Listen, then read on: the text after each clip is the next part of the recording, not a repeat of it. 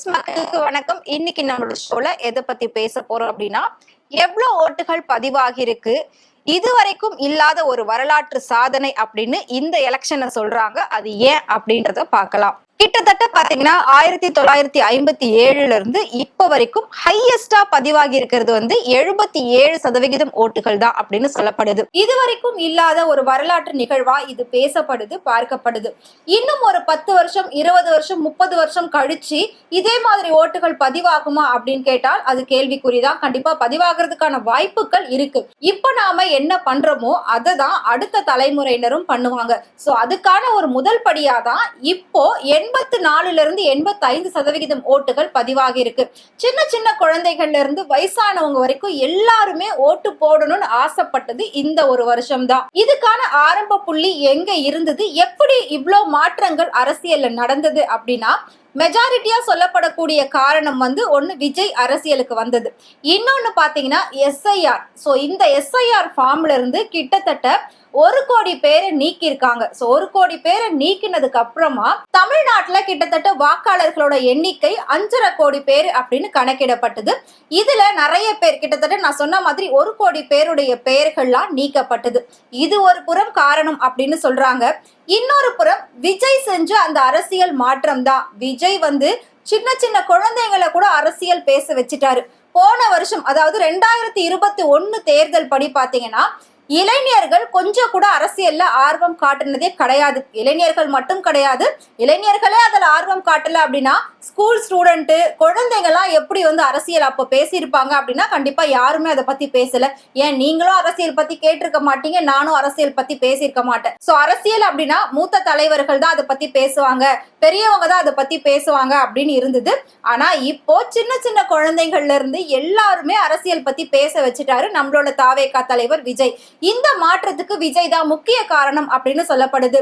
So பொதுமக்களை தாண்டி தாவேகா கட்சியினரையும் தாண்டி சினிமா பிரபலங்கள் ஏராளமானோர் பாத்தீங்கன்னா விஜய்க்கு தான் ஆதரவா செயல்பட்டாங்க. எப்பவுமே அரசியல்வாதிங்க அப்படின்னாலே ஒயிட் ஷர்ட் தான் போடுவாங்க. ஆனா விஜய் போட்டதுக்கு அப்புறம் தான் அந்த ஒயிட் ஷர்ட்டே ட்ரெண்டிங் ஆச்சு அப்படின்னா பாத்துக்கோங்களேன். அவர் போட்ட ஒயிட் ஷர்ட், காக்கி கலர் பேண்ட், ஷூ, கையில ஒரு காப்பு, சோ இத போட்டுக்கிட்டு போய் நிறைய பேர் ஓட் பண்ணிருந்தாங்க. சோ ஓட் பண்ணது மட்டும் இல்லாம மத்தவங்களையும் டிவிகேக்கு சப்போர்ட் பண்ணுங்க அப்படின்னு சொல்லி ஸ்டேட்டஸ் வைக்கிறது, ரீல்ஸ் போடுறது, இந்த மாதிரி நிறைய ஆக்டிவிட்டிஸ்ல ஈடுபட்டு இருந்தாங்க இளைஞர்கள். சோ அப்படி இருக்கிற பட்சத்துல ஓட்டோட எண்ணிக்கை இதனாலதான் அதிகமாயிருக்கு அப்படின்னு தான் மெஜாரிட்டியா சொல்லப்படுது. கிட்டத்தட்ட எந்த டிஸ்ட்ரிக்ட்ல விஜய்க்கு பிரச்சனை அதிகமா கொடுக்க ஆரம்பிச்சாங்களோ, எதுல விஜய் உடைஞ்சி போனாரோ அங்கேயே எழுந்து நிக்கிற விதமா கரூர், சேலம், தர்மபுரி, ஈரோடு இந்த 4 தொகுதிகள்ல மட்டுமே 90% மேல ஓட்டு பதிவாகி இருக்கு. அதாவது 90% மேல ஓட்டு பதிவாகி இருக்கு. உண்மையிலே அந்த ஊர் மக்கள் எந்த அளவுக்கு விஜய விரும்புறாங்க அப்படின்றத இதுல நம்மளால பார்க்க முடியுது. சோ இந்த அளவுக்கு இளைஞர்கள்லாம் ஓட் பண்றதுக்கான காரணம் என்ன அப்படின்னா விஜய் மேல இருக்கக்கூடிய ஒரு அன்பு, மரியாதை, பாசம் அப்படின்னு சொல்லலாம். தமிழ்நாட்டுல இருக்கிறவங்க மட்டும்தான் ஓட்டு போட்டாங்களா அப்படின்னு கேட்டா கிடையவே கிடையாது. விஜய்க்காக வெளிநாட்டுல இருந்து கிளம்பி வந்தெல்லாம் ஓட்டு போட்டாங்க. ஒரு டீமாவே வந்திருந்தாங்க. அவங்களும் தனியா வீடியோஸ் எல்லாம் தொடர்ந்து போட்டுக்கிட்டே இருந்தாங்க விஜய்க்கு சப்போர்ட் பண்ணி. சோ கடைசியா ஓட்டெல்லாம் போட்டுட்டோம், விஜய் வீட்டு முன்னாடி நின்று போயிட்டு ஓட்டு போட்டுட்டோம், நாங்க விஜய்க்கு தான் போடவும் போறோம் அப்படின்ற மாதிரி எல்லாம் சொல்லியிருந்தாங்க. சோ இது உண்மையிலே அரசியல்ல மிகப்பெரிய ஒரு மாற்றம், மிகப்பெரிய ஒரு புரட்சியா தான் பார்க்கப்படுது, பேசப்படுது. கொஞ்ச நாளுக்கு முன்னாடி வரைக்கும் விஜய் கட்சியினர் எல்லாம் தற்கூரிகள், அணில் குஞ்சி, படிப்பறிவு இல்லாதவங்க அப்படின்லாம் பேசிட்டு இருந்தாங்க.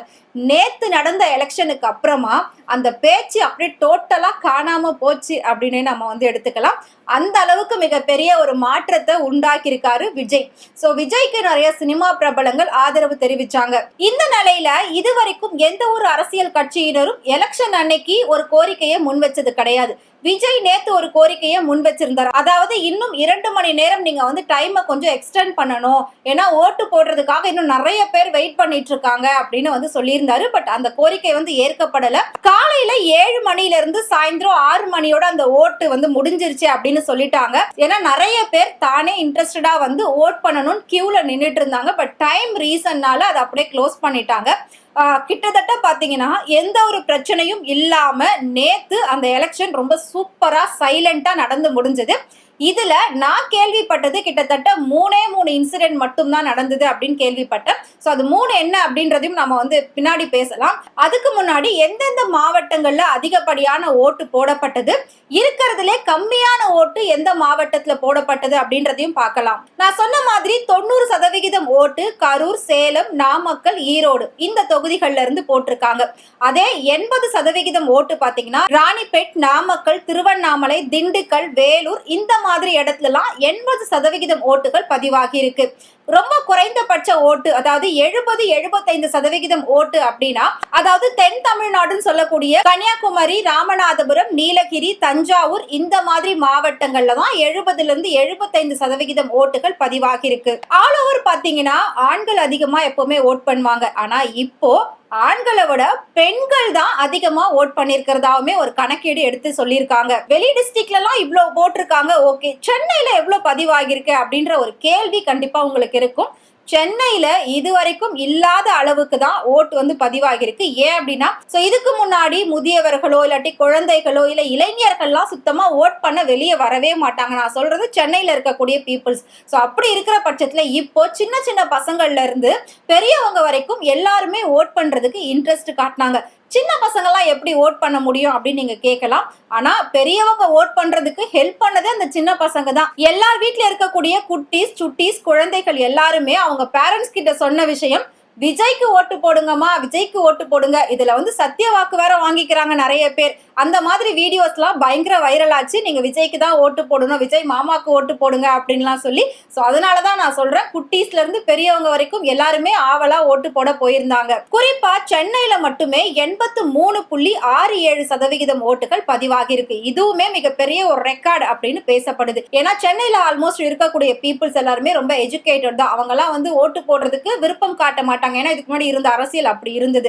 திராவிட கட்சிகள் மட்டுமே தான் வந்து போட்டிகள்ல இருந்தது. இப்படி இருக்கிற பட்சத்துல புதுசா ஒரு கட்சி வரும்போது அதுக்கு எந்த அளவுக்கு ஆதரவு கொடுக்கறாங்க அப்படின்றத இப்ப நம்மளால கண்கூட பார்க்க முடியுது. இன்னும் கம்மியான ஓட்டு எங்க விழுந்திருக்கு அப்படின்னு பாத்தீங்கன்னா, மதுரை, பாளையங்கோட்டை இதை சுத்தி இருக்கக்கூடிய ஏரியாக்கள்ல 68% ஓட்டுகள் தான் பதிவாகி இருக்கு. பட் ஆல்மோஸ்ட் ஒவ்வொரு ஏரியாலையும் பாத்தீங்கன்னா ஒரு 10 பேர் இருக்காங்க அப்படின்னா அதுல 8ல இருந்து 9 பேர் தவறாம ஓட்டு போட்டிருக்காங்க.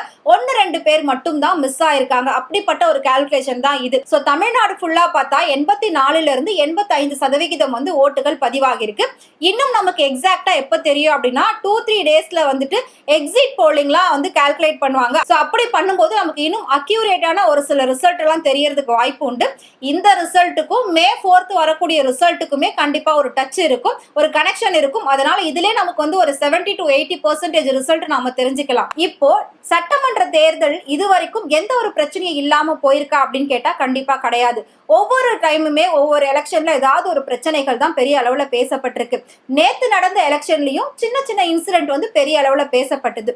ஒண்ணு வந்து பாத்தீங்கன்னா, ஒரு தொகுதியில சேகர் பாபு, அதாவது திமுகவோட மினிஸ்டரும் தாவேக்கால இருக்கக்கூடிய ஒரு வேட்பாளருக்கும் இடையில நடந்த ஒரு சண்டை, ஒரு மோதல். இது வந்து வீடியோ பயங்கரமா வைரல் ஆகிட்டே இருந்தது. பட் உண்மையான பிரச்சனை அங்க என்ன நடந்தது, யார் மேல தப்பு, எதனால அந்த பிரச்சனை வந்தது அப்படின்றதெல்லாம் நாம இன்னும் கொஞ்ச நாள் போனதுக்கு அப்புறம் கண்டிப்பா நமக்கு தெரிய வரும். பட் இப்போதைக்கு பெரிய அளவுல பேசப்பட்டது சேகர் பாபுவுக்கும் தாவேக்கால இருக்கக்கூடியவங்களுக்கும் பிரச்சனை ஏற்பட்டது அப்படின்னு பேசினாங்க. அது ஒரு இஷ்யூவா பெருசா போச்சு. செகண்ட், சோசியல் மீடியாவை திறந்தாலே ஒவ்வொரு பஸ் ஸ்டாண்ட்லயுமே கூட்டமா தலைகள் மட்டும் தான் தெரிஞ்சுது. அவ்வளோ பேர் பஸ்ஸுக்காக வெயிட் பண்ணிட்டு இருக்காங்க. ஏன்னா ஆயிரக்கணக்கில் செலவு பண்ணி டிக்கெட் எடுத்து ஊருக்கு போய் ஓட் போடணும்ன்ற அந்த ஒரு ஆர்வம் மக்களுக்குள்ள இருந்ததை பார்க்க முடிஞ்சுது. ஆனா தடுக்கிற மாதிரி தான் பஸ் ஃபெசிலிட்டிஸ் இல்லைன்னு மிகப்பெரிய ஒரு கம்ப்ளைண்டா ரெஜிஸ்டர் ஆயிருக்கு. என்ன அப்படின்னா, எப்பவுமே தீபாவளி, பொங்கல் இல்ல கண்டினியூஸா ஏதாவது ஹாலிடேஸ் வருது அப்படின்னா கவர்மெண்ட் வந்து ஸ்பெஷல் பஸ்ஸஸ்லாம் வந்து கொடுப்பாங்க. அப்படி இருக்கும் போது 10,000 பஸ் இந்த எலெக்ஷனுக்காக விட்டுருக்கோன்னு சொன்னாங்க. ஆனா 10,000 பஸ் விட்டுருந்தா ஏன் இவ்வளவு கூட்ட நெரிசல் கிளாம்பாக்கத்துல ஏற்பட போகுது அப்படின்ற ஒரு கேள்விதான் மக்களுக்குள்ள எழும்புது.